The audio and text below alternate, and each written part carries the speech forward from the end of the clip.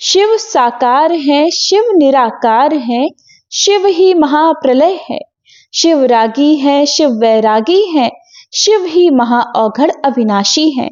जय भोलेनाथ। ओम नमः पार्वती पते, हर हर महादेव। प्रिय श्रोताओ, आज सोमवार के दिन सुनिए सोमवार व्रत की संपूर्ण कथा और आरती। एक बार भोलेनाथ और माता पार्वती जी मृत्युलोक में भ्रमण करने पधारे। दोनों विदर्भ देश में अमरावती नाम की सुंदर नगरी में जा पहुंचे। ये नगरी सभी प्रकार के सुखों से भरपूर थी। वहां बहुत सुंदर सुंदर शिव जी के मंदिर भी थे। भगवान शंकर देवी पार्वती जी के साथ उन्हीं में से एक मंदिर में निवास करने लगे। एक दिन माता पार्वती ने भोलेनाथ के साथ चौसर खेलने की इच्छा प्रकट की। भगवान शिव ने उनकी बात सुन ली और वे दोनों चौसर खेलने लगे। तभी मंदिर का पुजारी पूजा करने आया। माता पार्वती ने पुजारी से पूछा, पुजारी जी बताओ हम में से कौन जीतेगा? पुजारी जी ने कहा, महादेव ही जीतेंगे। थोड़ी ही देर बाद खेल समाप्त हुआ तो विजय देवी पार्वती जी की हुई। माता पार्वती ने पुजारी जी से पूछा, बताओ पुजारी जी हम में से विजय किसकी हुई? तब पुजारी जी ने महादेव को ही विजयी होने की बात बताई। ये सुनकर देवी पार्वती जी को पुजारी जी पर क्रोध आया और उन्हें कोढ़ी होने का श्राप दे दिया। कोढ़ से ग्रस्त पुजारी बहुत दुखी रहने लगे। एक दिन देवलोक की अप्सरा भगवान शिव की पूजा करने के लिए उस शिव मंदिर में आई। पुजारी जी की कोढ़ की अवस्था देखकर दया भाव से पूछताछ करने लगी। तब पुजारी जी ने सारी बात अप्सरा को बता दी। उनमें से एक अप्सरा बोली, आप सभी व्रतों में श्रेष्ठ 16 सोमवार के व्रत करो। इससे शिवजी प्रसन्न होंगे और वे तुम्हारे कष्ट अवश्य दूर करेंगे। पुजारी जी ने इस व्रत की विधि पूछी। तब अप्सराओं ने बताया, सोमवार के दिन व्रत रखो, स्वच्छ वस्त्र धारण करो, संध्या और उपासना के बाद आधा किलो गेहूं का आटा लेकर इसके 3 भाग करो। घी, गुड़, दीप, नैवेद्य, पुंगी फल, बेलपत्र, जनेऊ जोड़ा, चंदन, अक्षत और पुष्प आदि से प्रदोष काल में भगवान शंकर का पूजन करो। 3 भागों में से 1 भाग शिव जी को अर्पण करो, बाकी 2 को शिव जी के प्रसाद के रूप में उपस्थित जन को बांट दो। खुद भी प्रसाद ग्रहण करो। इस तरह 16 सोमवार व्रत करो। 17वें सोमवार को पाव भर की पवित्र आटे की बाटी बनाओ, उसमें घी और गुड़ मिलाकर चूरमा बनाओ। शिव जी को भोग लगाकर उपस्थित भक्तों में बांट दो। इसके बाद परिवार सहित प्रसाद ग्रहण करो तो इससे सभी मनोरथ पूर्ण हो जाते हैं। ऐसी बात बताकर अप्सराएं चली गईं। पुजारी जी ने अप्सराओं की बताई विधि अनुसार 16 सोमवार के व्रत किए, जिसके पुण्य प्रताप से भगवान शिव की कृपा और माता पार्वती की दया से पुजारी जी कोढ़मुक्त हो गए और आनंद से रहने लगे। कुछ समय के बाद भगवान शिव और देवी पार्वती जी वापस उसी मंदिर में आए। देवी पार्वती ने पुजारी जी को निरोगी देखकर कारण पूछा तो पुजारी जी ने 16 सोमवार व्रत की महिमा बताई। पार्वती जी खुद भी 16 सोमवार व्रत रखने के लिए तैयार हो गई और इस व्रत को करने से उनके रूठे हुए पुत्र कार्तिकेय जी देवी पार्वती जी के आज्ञाकारी हो गए। कार्तिकेय जी ने जब माता से पूछा कि माता आपने ऐसा क्या किया जिससे मेरा हृदय परिवर्तन हो गया, तब देवी पार्वती ने 16 सोमवार की कथा उन्हें सुना दी। कार्तिकेय जी ने अपने विशेष मित्र से जो कहीं खो गया था उससे मिलने की कामना में 16 सोमवार के व्रत किए तो उनका खोया हुआ मित्र उन्हें जल्दी मिल गया। मित्र ने इस आकस्मिक मिलन का कारण पूछा तो कार्तिकेय जी ने उसे 16 सोमवार का व्रत करना बताया। मित्र ने व्रत की विधि विधान पूछा और स्वयं के विवाह की मनोकामना से 16 सोमवार के व्रत धारण किए। इसके बाद कार्तिकेय जी का मित्र एक स्वयंवर सभा में गया तो वहां की राजकुमारी ने आकर्षित होकर उसके गले में वरमाला डाल दी और उसे अपना पति स्वीकार कर लिया। तब राजा ने बहुत सारा धन और सामान देकर उसको भेजा। अब वे दोनों सुख से रहने लगे। जब 16 सोमवार के व्रत का उसकी पत्नी को पता लगा तो उसने पुत्र प्राप्ति की कामना से 16 सोमवार के व्रत किए। उसके कुछ समय बाद एक अति सुंदर, सुशील और बुद्धिमान पुत्र प्राप्त हुआ। जब वह बड़ा हुआ तो उसने अपनी माँ से 16 सोमवार के व्रत की गाथा सुनी।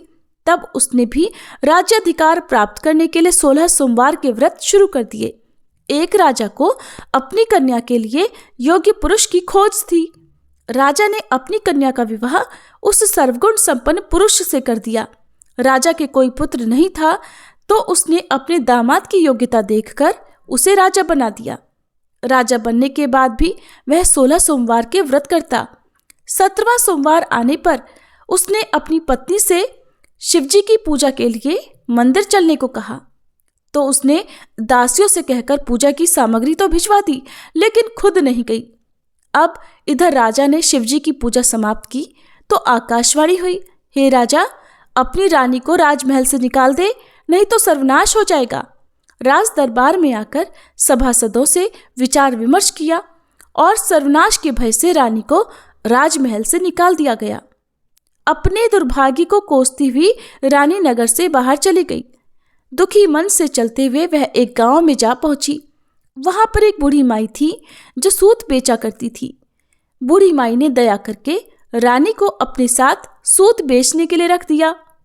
जब से रानी को साथ रखा, बूढ़ी माई का तो सूत बिकना ही बंद हो गया। बूढ़ी माई ने रानी से वहां से जाने को कह दिया। अब रानी एक तेली के यहाँ काम मांगने गई। उसी समय तेली के मटके चटक गए, सारा तेल बह गया। तेली ने भी उसे वहां से भगा दिया। दुखी होकर रानी एक नदी के पास गई तो नदी का सारा पानी सूख गया। वह एक पेड़ के नीचे बैठी तो पेड़ के सारे पत्ते सूख कर गिर गए। आसपास के लोगों ने जब यह सब कुछ देखा तो उसे पकड़कर मंदिर के पुजारी गुसाई जी के पास ले गए। गुसाई जी देखते ही जान गए कि यह कोई विधि की मारी कुलीन स्त्री है। गुसाई जी ने रानी से कहा कि वह उनके आश्रम में उनकी पुत्री की तरह रह सकती है। अब रानी आश्रम में रहने लगी। रानी भोजन बनाती थी तो उसमें कीड़े पड़ जाते थे। पानी भरकर लाती तो वह गंदा हो जाता था। अब तो गुसाई जी ने एक दिन दुखी होकर उससे पूछा कि बेटी, तुम्हारी ये दशा कैसे हुई? ये किस देवता का कोप है?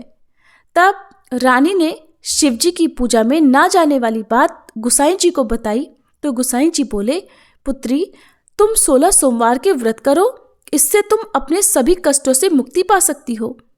गुसाई जी की बात मानकर रानी ने 16 सोमवार के व्रत किए।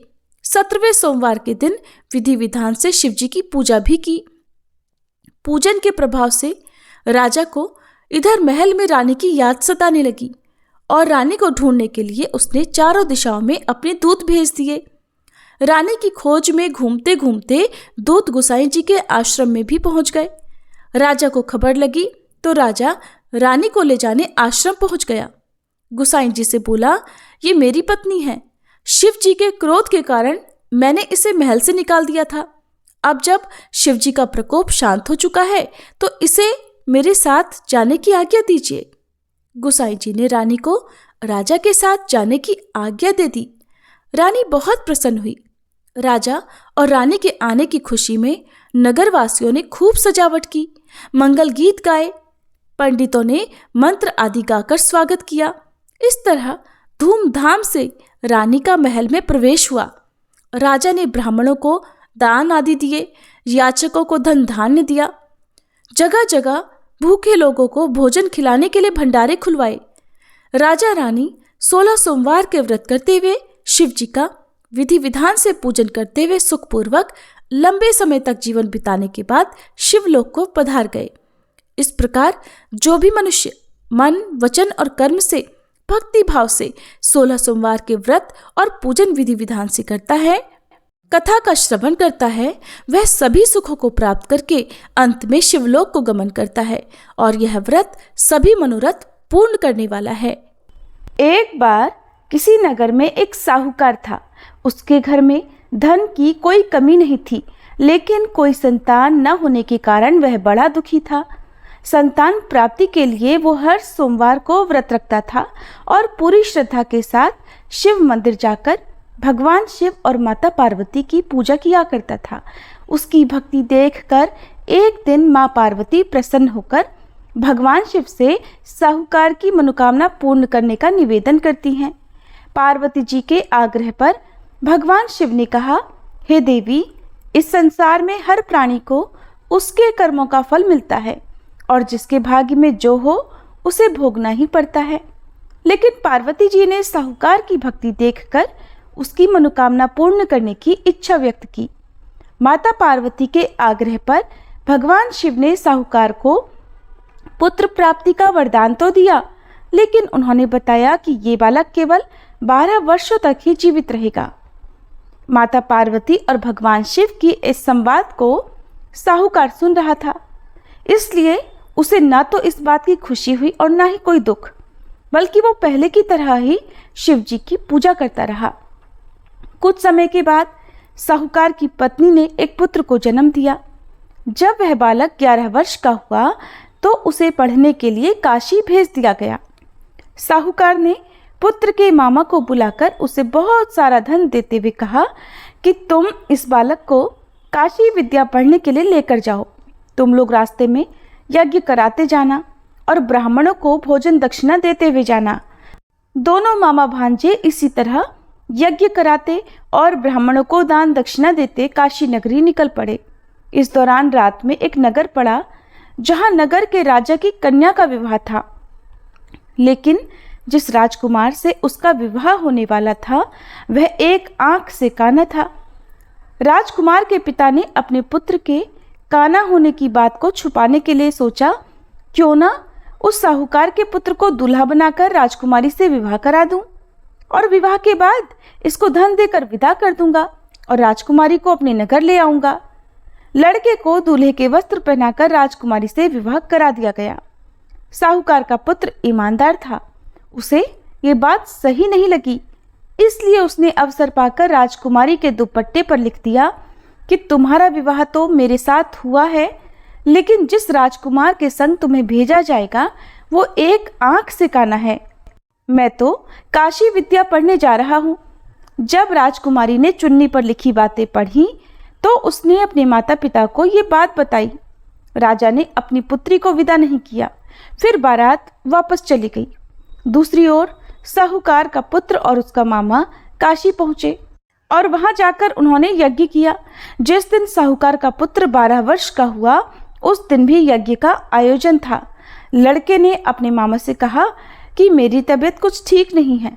मामा ने कहा तुम अंदर जाकर आराम कर लो। भगवान शिव के वरदान अनुसार कुछ ही देर में उस बालक के प्राण निकल गए। मृत भांजे को देखकर उसके मामा ने विलाप करना शुरू कर दिया। संयोगवश उसी समय भगवान शिव और माता पार्वती उधर से जा रहे थे। पार्वती जी ने भोलेनाथ से कहा, स्वामी मुझे इसके रोने का स्वर सहन नहीं हो रहा, आप कृपया इस व्यक्ति के कष्ट को अवश्य दूर कीजिए। जब भगवान शिव मृत बालक के समीप गए तो वह बोले कि ये उसी साहूकार का पुत्र है जिसे मैंने 12 वर्षों की आयु का वरदान दिया था। अब आज इसकी आयु पूरी हो चुकी है। लेकिन मातृभाव से विभोर माता पार्वती जी कहने लगी, हे महादेव, आप इस बालक को और आयु देने की कृपा करें, नहीं तो इसके वियोग में इसके माता पिता भी तड़प तड़प कर मर जाएंगे। माता पार्वती के पुनः आग्रह पर भगवान शिव ने उस लड़के को जीवित होने का वरदान दिया। शिव जी की कृपा से वह लड़का जीवित हो गया। शिक्षा पूरी करके लड़का मामा के साथ अपने नगर की ओर वापस चल पड़ा। दोनों चलते हुए उसी नगर में पहुंचे जहां उसका विवाह हुआ था। उस नगर में भी उन्होंने यज्ञ का आयोजन किया। उस लड़के के ससुर ने उसे पहचान लिया और महल में ले जाकर उसकी खूब आवभगत की और अपनी पुत्री को धूमधाम से विदा कर दिया। इधर साहूकार और उसकी पत्नी भूखे प्यासे रहकर अपने बेटे की प्रतीक्षा कर रहे थे।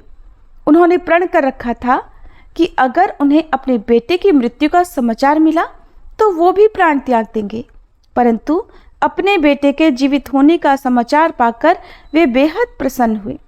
उसी रात भगवान शिव ने साहूकार के स्वप्न में आकर कहा, हे श्रेष्ठी, मैंने तेरे सोमवार के व्रत करने और व्रत कथा सुनने से प्रसन्न होकर तेरे पुत्र को लंबी आयु प्रदान की है।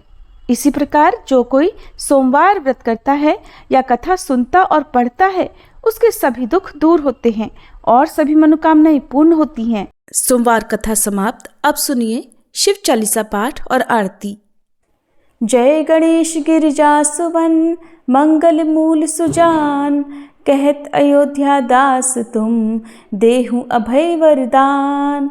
जय गिरजापति दीन दयाला सदा करत संतन प्रतिपाला। भाल चंद्रमा सोहत नीके कानन कुंडल नाग फनीके। अंग गौर शिर गंग बहाए मुंड माल तन क्षार लगाए। वस्त्र खाल बाघांबर सोहे छवि को देखी नाग मन मोहे। मैना मातु की हवे दुलारी वाम अंग सोहत छवि न्यारी।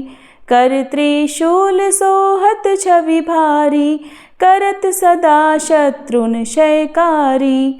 नंदी गणेश सोहितः कैसे सागर मध्य कमल है जैसे। कार्तिक श्याम और गणराऊ या छवि को कही जात न काऊ। देवन जब ही जाय पुकारा तब ही दुख प्रभु आप निवारा। किया उपद्रव तारक भारी देवन सब मिली तुम ही जुहारी। तुरत षडानन आप पठायऊ लव निमेष मह मारी गिरायऊ। आप जलंधर असुर संहारा सुयश तुम्हार विदित संसारा। त्रिपुरासुर सन युद्ध मचाई सब ही कृपा कर लीन बचाई।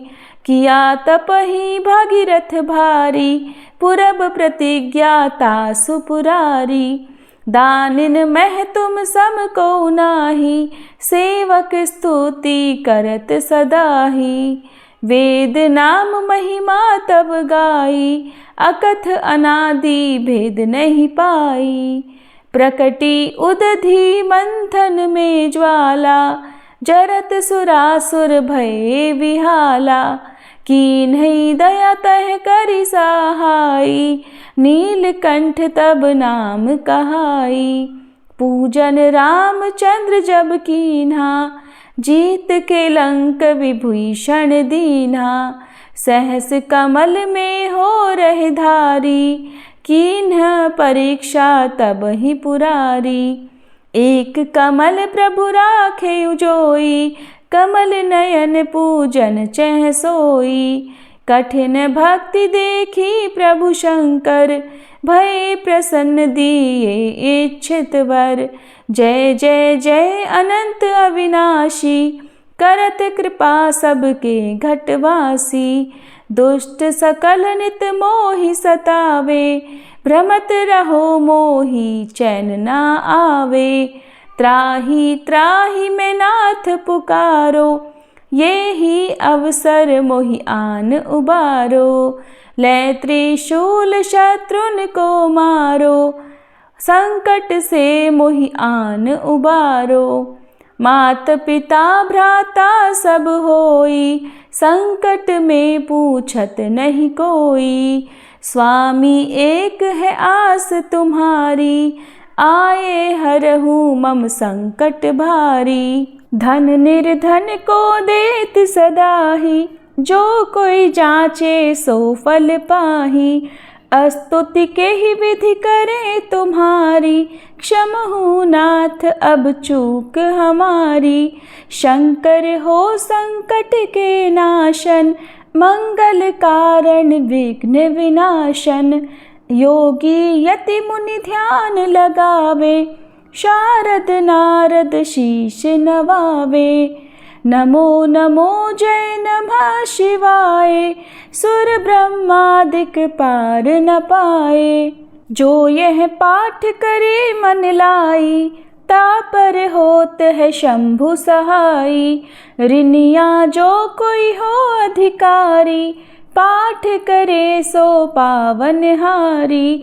पुत्र होन कर इच्छा जोई निश्चय शिव प्रसाद ते ही होई। पंडित त्रयोदशी को लावे ध्यान पूर्वक होम करावे। त्रयोदशी व्रत करे हमेशा ताके तन नहीं रहे कलेशा। धूप दीप नैवेद्य चढ़ावे, शंकर सम्मुख पाठ सुनावे। जन्म जन्म के पाप नसावे, अंत धाम शिवपुर में पावे। कहे अयोध्या दास आस तुम्हारी, जानी सकल दुख हरहु हमारी। नित नेम कर प्रातः ही पाठ करो चालीसा, तुम मेरी मनोकामना पूर्ण करो जगदीश। मगसर छठी हेमंत ऋतु संवत 64 जान, स्तुति चालीसा शिव ही पूर्ण कीन कल्याण। ओम जय शिव ओमकारा, स्वामी जय शिव ओमकारा। ब्रह्मा विष्णु सदा शिव, ब्रह्मा विष्णु सदा शिव, अर्धांगी धारा। ओम जय शिव ओमकारा। एकानन चतुरानन पंचानन राजे, स्वामी पंचानन राजे। हंसासन गरुड़ासन वृषवाहन साजे। ओम जय शिव ओमकारा।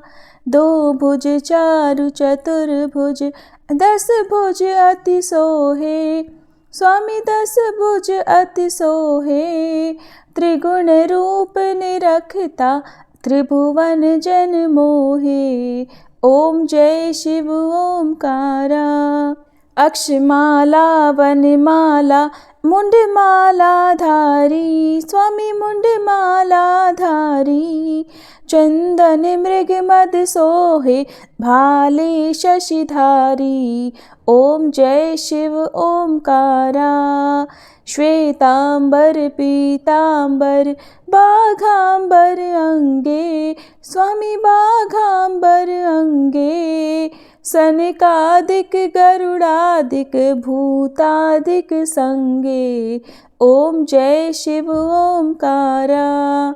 कर के मध्य कमंडल चक्र त्रिशूलधारी, स्वामी चक्र त्रिशूलधारी।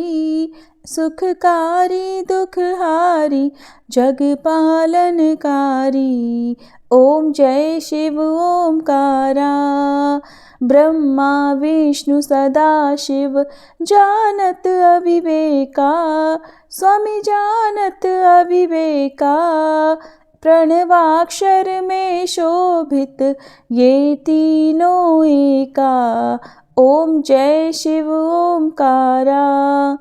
त्रिगुण स्वामी जी की आरती जो कोई नर गावे, स्वामी जो कोई नर गावे।